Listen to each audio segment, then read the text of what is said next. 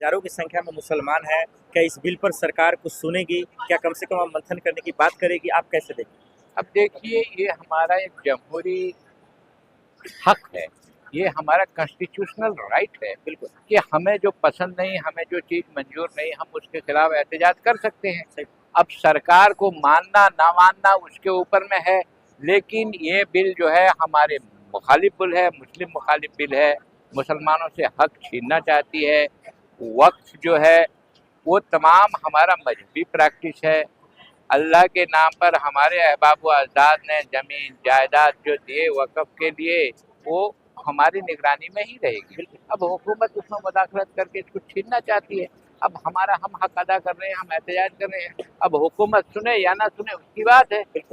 हमारा जो है हम कर रहे हैं, हम हमारे जमहूरी दायरे के अंदर में रहकर, कानूनी दायरे के अंदर में रहकर हम पूरी कुव्वत से, पूरी ताकत से इसकी मुखालफत करते हैं। बिल्कुल आपने वाजिब बात कही, लेकिन आपने कहा कि दरअसल ये हमारे हक है।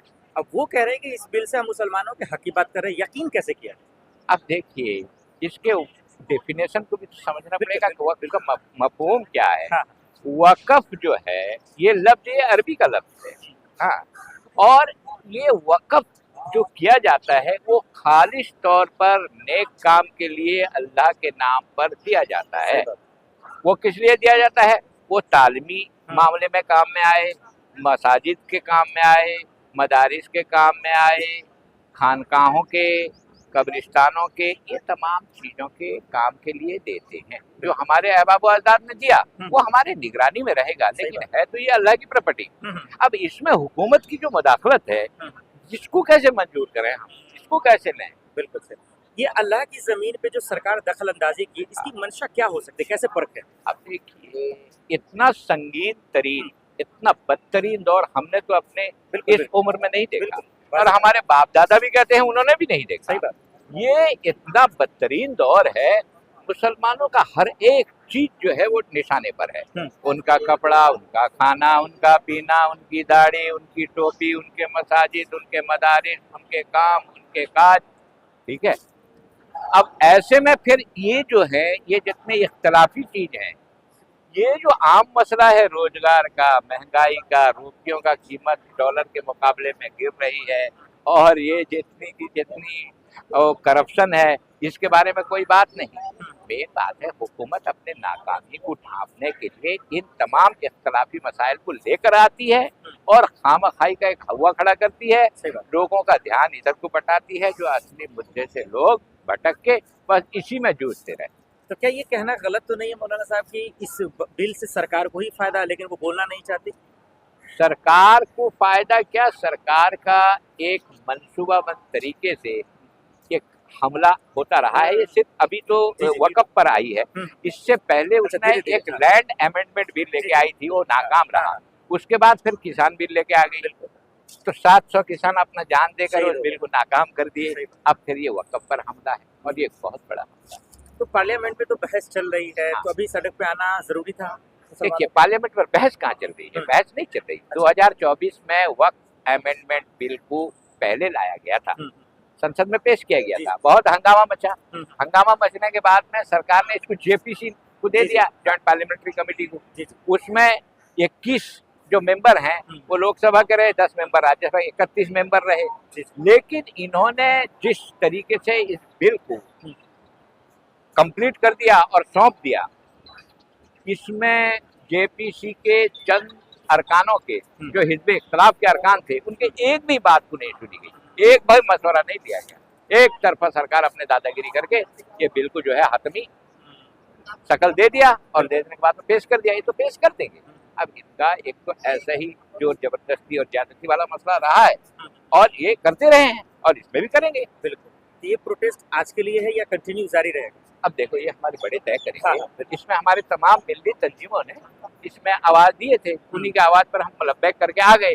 अब इसको अगर नहीं मानते हैं, अभी तो पेश नहीं हुआ है बिल, और ये पेश करेंगे जरूर। ये सरकार की एक मंसूबाबंद तरीका रहा है इस तरह का, और मुस्लिम मुखालिफ रवैये तो जग जाहिर है, दुनिया जाहिर है।